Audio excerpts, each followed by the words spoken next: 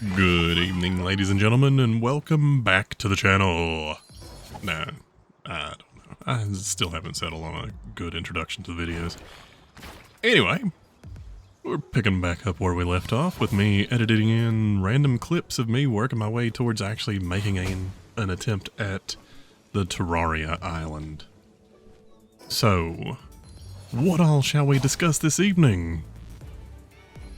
Well, other than random commentary on what's going on currently in the video, we'll have a few chats about things like stop killing games, and potentially a few thoughts that I had on the idea of monopolies and gaming genres. Yeah, we'll get to that. Anyway, what I'm doing at the moment is just trying to expand my map some. Because, as of yet, in this particular playthrough, I haven't really went out and found a whole bunch of flight points. But I'm getting ready to learn something here. Something that I was unaware of. I didn't know there was a wanted system in this game. So, when that popped up, I was very confused. Previously, like back in the day when it first released, and I played around with this a little bit, all I really did was go around and catch pals and just mess around with that stuff. I didn't ever actually do anything involving the people. I'm sure I probably triggered the wanted system at some point, but I was unaware of it. In this instance, I didn't even see the PDIF guy standing nearby. Or PIDF, I can't remember.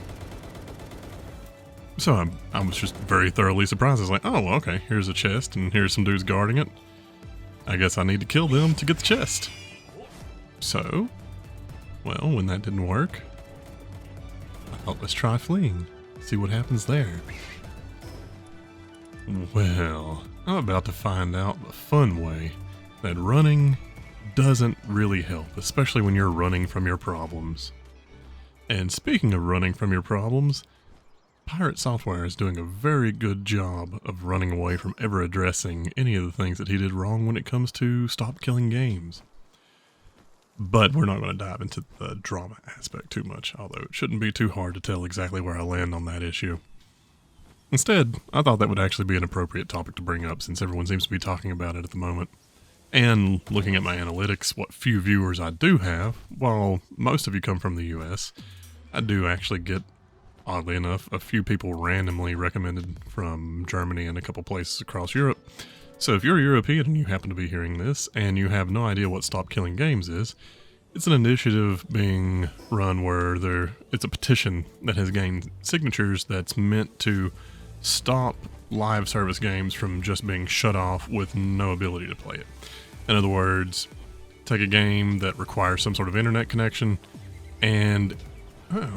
Tombat seems to be struggling with their tasks. Oh, joy. Anyway,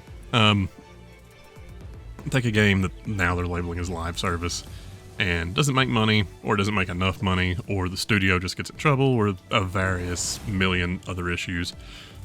Well, they turn off a button, and now you have a useless bit of code on your machine that you may or may not have paid for. Obviously, the arguments about the morality behind that vary a little bit depending on exactly whether or not you're talking about a paid-for game or a free-to-play game. Like, you could make a pretty reasonable argument that a free-to-play game doesn't have the same ethical responsibility as one that you had to pay for, but then again, if there's microtransactions, how much do you have to invest before it really blurs the line between free-to-play and a paid game? I don't know, I feel like if you've invested any money in a game, you should still have access to that game. I would actually even go so far as to say things like being completely banned from Call of Duty violates your right of access to the game if you've done something in multiplayer. Now, you shouldn't necessarily be guaranteed access to multiplayer in that instance. I'm just going to throw this out there really quickly before getting back on topic. But it wouldn't hurt for them to have an isolated lobby, like a quarantine-style lobby system. Once you get put into it, very difficult to get back out of it. I think that would be more effective than just banning people in general. And don't tell people that's happening. Anyway, Stop Killing Games, what it would do is, let's say Palworld required an internet connection to play. And you always had to exchange a little bit of data with the server, which trying to do if you're playing on Steam, and some Steam games do require being signed into Steam before they'll launch. Others will launch offline regardless. By the way, this is where I really screwed up. I had no idea that they would continue to pop up even when I was at my base. So I was like, okay, well, let's try to sleep. Not an option. Alright, so they're going to murder everything in my base. So at this point, I just decided to flee and let them kill me. Keep in mind, I don't have a death penalty on. I turned that off. I despise death penalties. So here we're going to go Harakiri in order to not actually have these guys completely devastate the base, which they've done some damage. You'll see in a minute. We have to fix a few things, but just didn't want to risk them messing up too much. Fatality. Alright, now, back to Stop Killing Games. Okay, so let's say Palworld required an internet connection. What the Stop Killing Games petition is doing, it would require that, let's say, Pocket Pair either going out of business or they decide to stop supporting Palworld, they wouldn't be allowed to just shut the game down, and you never have access to it again. It would make them obligated to come up with something that would let you continue being able to play it. I can think of one mobile game that this recently happened with that was actually relatively popular. If you've ever played Archero, there was a Doom version of that game that the people that played it loved it, but it didn't catch on enough for the parent company to actually see it as profitable, and it was shut down. I think when the company was acquired by another one, they shut down their mobile division because it just wasn't turning up as much money as it was. It was popular enough that the company would have probably kept running it, but it was sort of lost in the world of that company being acquired. Well, that game was shut down, removed from the store, and you can't play it anymore. Even if you had it downloaded beforehand, it just won't load. It won't get past the title screen. What this initiative would do would be make them release, say, a patch or something that actually enables it to be played completely offline with no internet connection. Small tangent, the reason why Pirate Software is catching so much hell over this is because he was portraying it like even single-player offline-only games would have to have this, which is nonsense. He just didn't read it. But we're not going to dive into that. There's a bunch of nonsensical things he said that, at the time, hurt the petition because he's at the peak of his popularity. But now that he's sort of had a downfall and people have actually started taking a look at his personality and looking back at some of the stuff he said, they're like, you know what? Maybe we should look at this again. Anyway. The whole point of the Stop Killing Games thing is to let you keep access and keep your stuff. So, say in the case of World of Warcraft, Blizzard wouldn't have to perpetually keep the game online. Which, let's not be under the illusion that that game is ever actually going to go anywhere unless something actually happens to Blizzard. Like, WoW will be around in one iteration or another, even if they stop releasing expansions. For probably the foreseeable future. But what this would do is they would have to do something like release the source code or whatnot, which WoW would be a relatively easy game that if they're not maintaining it, people have already ran private servers before. There's probably still a few in existence. When they released Classic, they actually started going after the private servers and asking them to shut down. They didn't go through with too many lawsuits against private server people at that time, but they'd been letting them go because they were providing a service Blizzard didn't provide. Then once Blizzard started providing it, they started shutting them all down, which I think is fair. But what this particular piece of proposed legislation would do would be, say, they could publicly announce that at that point it's fine.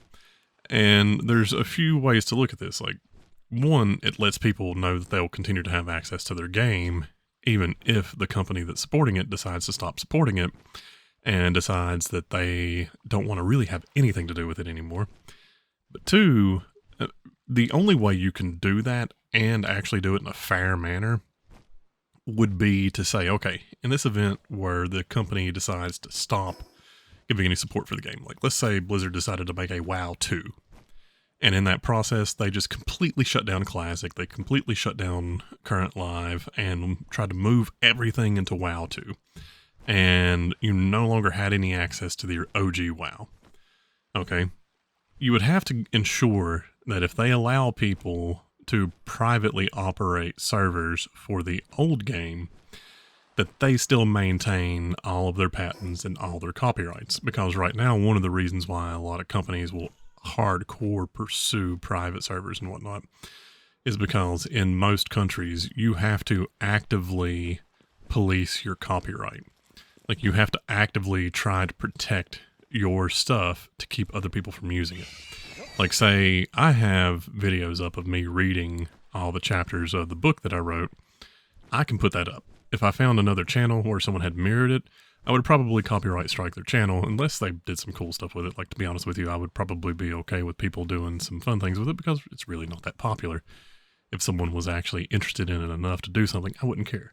But there has to be some sort of interaction there. I would prefer they contact me first. If someone just did it with no effort to contact me and no effort to gain any sort of permission, I probably would at least temporarily strike it down until we work something out. And not even necessarily in the way of getting them to pay me. But companies have to police their IPs or they lose them. Like, as much flack as I have given Nintendo over the Pocket Pair stuff, and we'll talk more about Nintendo towards the end of this video, they do have to police their copyright for Pokemon. So people get really mad at them for shutting down fan games that people aren't charging money for, but it uses their assets. They have to do that. They don't tend to see it as worth their time until it gets to a certain point of notoriety. But make no mistake, once something actually catches on and becomes popular, it's just a matter of time before they send them a cease and desist notice. So if you see a fan-made Pokemon game and you really like it, you might as well download a copy and keep it on your computer because it will eventually be shut down if it's catching on. Because they have to do that. If, say in the current case they have against Pocket Pair, one of the biggest defenses Pocket Pair has will be pointing to all these other games that use similar mechanics to what Nintendo is suing over and asking, why aren't they suing these companies? Or pointing to older games and being like, these games also did these things. How is what Nintendo is claiming that they own the patent for demonstrably different than what these older games did? Alright, quick aside, back into the gameplay. This is the point where I learn that the torches and stuff actually put off heat. And I'm starting to move into some of the hotter areas. I'm trying to get all the flight points connected. Like, I thought, okay, it'll be fun to go down and actually unlock the access point to the Terraria Island. So that's what I'm actively trying to do in this one. And on the way, I'm trying to kill as many of the world boss style pals as possible that are within easy range of my flight path. Like, I'm not going out of my way to do it, but I am trying to claim a couple ancient technology points and just unlock some flight paths. Basically just doing some world exploration at this point and trying to get some stuff killed. Alright, anyway. So what is the whole point of talking about all that copyright protection and IP protection stuff? Well, with Stop Killing Games, it gives them an out. If they don't want to maintain the servers for a game, it lets them maintain control of their intellectual property. It lets it stay a tangible property, but would say that they have to provide people some means of still accessing it. But you have to keep in mind that because they have provided the means for people to still access it, they still would maintain that control over the intellectual property. This wouldn't be them ceding the IP to the public domain in order for people to do it, which right now would be about the only way that people could really legally do it. You have things like the open license for D&D, where people can make their own campaigns, make limited products. Now, granted, Wizards of the Coast has tried rewriting that to be a little bit less public-friendly and a little bit more corporate-friendly for them, especially with the boom and popularity for it, which, on the one hand, I don't blame them. On the other hand, messing with the open gaming license after this many decades is kind of scummy. But anyway, this would be a sort of, when you aren't going to keep your game going anymore, all you have to do is give people access to it. It moves us back from the direction of you're renting a license for a video game to you actually own a copy of the video game. And that is something we desperately need more style of legislation for. See, currently, the way software licenses are viewed under the law, at least in the US. Now, keep in mind, this petition's European, so if you're American and you're hearing this, there's no point in you even going to the petition. As a matter of fact, it would actually do more harm than good, because they have to purge all those signatures, because all of them have to be verified, and it needs to have at least 1 million signatures from the European Union for that legislation to actually start being taken up and worked on. So if you're American, just forward it on to any European friends that you might have. But anyway, with American software and whatnot, there was a law, or there was a court case, I think back in the 90s. Don't quote me on this, it may have changed since then, but the way they established how sort of digital licensing works, there are companies like Microsoft that make things like Microsoft Word, and they'll license those out to companies, schools, all that sort of stuff, and they do it on a year-to-year basis. Some company had bought a license to a piece of software, and this was back in the day when it was very difficult to really do much with the internet in terms of distributing software and whatnot, so checks on software licenses weren't quite as hardcore. We still had physical media to get our software on, and so this company kept using their software even after their license expired. Okay, let me clarify that. Company A licensed some sort of software from Company B, and then the way their thought process was, well, we already have it installed on our computers. Why should we continue paying a software license when we still have it on there? We're just going to keep using it. And the court sided with Company B and said, well, no, they were selling you a license for a year. They weren't selling you the software.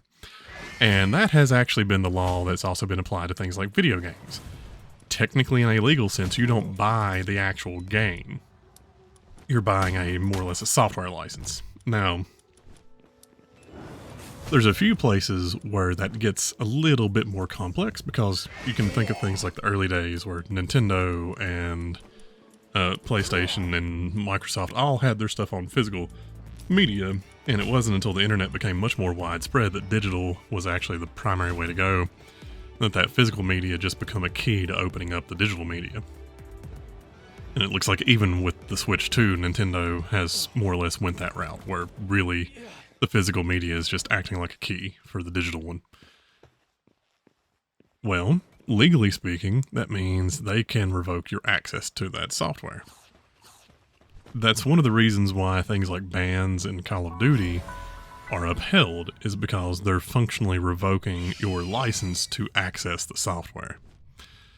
Now, the Stop Killing Games initiative would help sort of take a step back from that by saying, okay, no, you have bought a lifetime access to it. And so companies have to find a way to provide you a lifetime access to the software you have purchased. Now, granted, this wouldn't affect things like Microsoft Word and whatnot. It's specifically fatality. Ah, yes. I couldn't find the sound effect where they call out Harakiri, so I just went with fatality again, but I just kind of kept flying along. So that's as far as I get. Now the goal becomes get the armor I need to be able to actually go down there. Really, I should have went with a slightly higher one, but I was looking at what's the cheapest one I can make at this time. Alright, back on topic.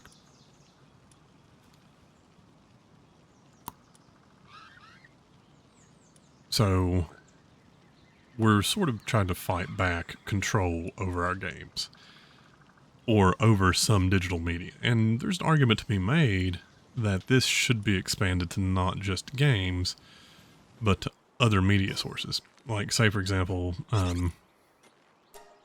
my original copy of the new version of Godzilla, I can't remember the formal title of it was, but the first one that started off the new universe, I had it digitally purchased, and the company that was hosting it went under, but they transferred that license to a different company. I don't know that there's anything on the books that says they must do that. So it was one of those moments where I was like, okay, so am I going to just completely lose access to this? Personally, what I think should happen is if you buy a digital copy of any sort of media like that, you should be able to download it and keep it. Now, say with iTunes as an example. Way back in the day, you used to buy the actual albums. I don't even know if you still can buy the individual albums because I have Apple Music as a subscription, so I can stream them. I get having my access revoked if my subscription to the service gets revoked. But if there's an album that I've actually went out of my way to buy and it's on there, I should be able to download it regardless of whether I have a subscription or not. And I should be able to access it regardless of whether or not I have an internet connection. Now, I know in theory, one of the reasons why they require that internet connection is to verify the subscription service. By the way, this fight actually ended up being quite fun because I'm undergeared and had to be just a little bit more strategic. It's turning out that the boss fights in this game are actually, you kind of have to think about what you're doing. And it makes them really, really entertaining. So, I don't know. I had fun with it, and I've had fun with others. It's not just been a straight up, hands down win every single time just because my pals were, in theory, over leveled. Although these guys right now are not over leveled for the level that guy is. They're 28 and he's 31. So, definitely not over leveled here. But I figured it would be fun to try and see if I could catch him because I'm in desperate need of a good electric pal. Anyway. I don't know. I'm not a legal expert by any means, but I do know that as someone that has been playing games since the early 90s, the slow growth of online requirements for games has bothered me.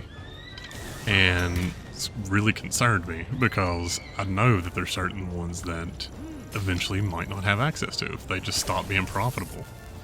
Like, for a while there, Diablo 3 did not look like it was going to pull its way back, and I've enjoyed it since it was launched. I actually thought the original iteration, where it was kind of a challenge, was a pretty fun game. But until they released Reaper of Souls, it really looked like its days were numbered. It wasn't doing well at all. And Blizzard very well could have just decided to pull all support for it, and because it had that requirement to get online, who knew what would happen? Obviously, when they released it for console, they revealed that it was relatively easy for them to turn the online requirement off, but no one really knew for sure how easy that would have been to do one way or the other at the point in time when the game just seemed to not be doing very well. It would be nice to have some reassurance that even if a game only ends out having a handful of people that like it, like something like Anthem, where the number of people that really enjoy it are small, very dedicated, that they can continue playing it in perpetuity. That if the company decides it's not worth their while to keep hosting it, someone else could potentially host some servers for it and they'd be fine. I think if Capcom went under, there's a lot of people that still really love playing Monster Hunter World. I'm not going to say the same about Wilds right now. I love it, but it has not reached that same level of fondness that a lot of people have for World yet. I think it will eventually, but it would be nice if Capcom went under, if fans could put up their own servers and not have to worry about getting hit by whoever happened to acquire Capcom or acquire their IPs, unless they decided they were going to relaunch their own servers. And yet again, that's another thing with this. It's just saying people have to be provided access. It doesn't mean a game company could never go back and revisit it. Like, hell, if someone bought an IP that another company had released the ability for people to play it offline, there's nothing to say that once they pick up that new one, they couldn't just reestablish all the old online protocol. New copies of it don't get that patch. Now, granted, once it's out there in the wild, it's out there. It'd be really hard to switch it back to being an online-only type of thing. I don't think that's a bad thing.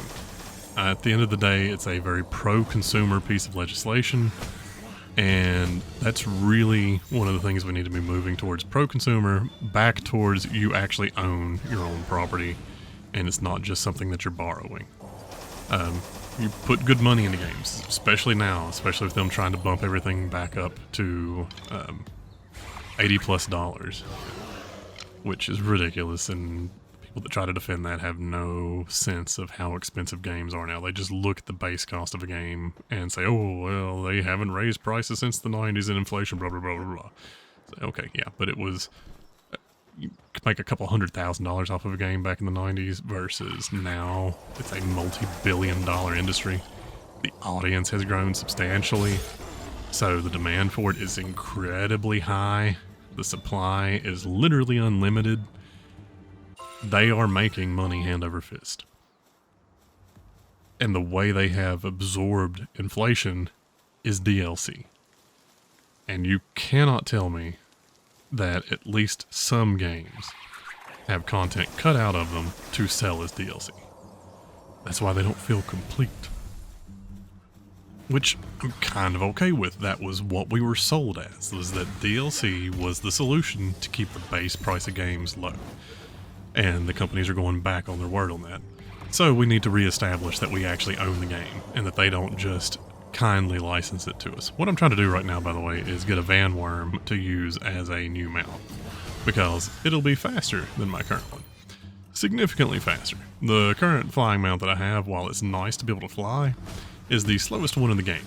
And it's the most annoying one to fly on in the game, because it's almost slower than walking, other than the fact that you can go in a straight line from location A to location B. And I still haven't gotten the habit of turning off the attack for my pals whenever I'm trying to capture something. So, the daydream keeps ruining my dreams. Alright. Anyway, what do you guys think? Do you think that the Stop Killing Games initiative is good? I'm 100% on board with it. I hope our European friends, fellow gamers, manage to successfully get that thing going. Because if it gets established in Europe, it'll be one of those things that it's just easier for companies to release it universally than it will be for them to just do it in Europe. Same reason why Apple switched to having a USB-C connection on their phones rather than continuing with Lightning in the US and then going with, Lightning, I think is what it's called, in the US and USB-C in Europe. It's easier to standardize production. So if they have to have end-of-life plans in place for all their games, they'll apply those end-of-life plans regardless of what the region is, unless there's some motivation to not use them in a different location. This is a good instance where legislation in one location will help us all. Granted, we should be pushing for something similar in the US, but in the current atmosphere, I don't think that's going to happen. We're a bit too pro-corporation at the moment, and a little bit too low on the pro-consumer side of things. By the way, eventually I do actually remove the timer for hatching eggs. But we're going to get ready to wrap up here. Why? Because our preparations are almost complete, and it's almost time for us to actually make our way and give it a shot to test out the Terraria Island. But we're going to save that for the next video. So, leave you with a few thoughts. Stop Killing Games is a good initiative.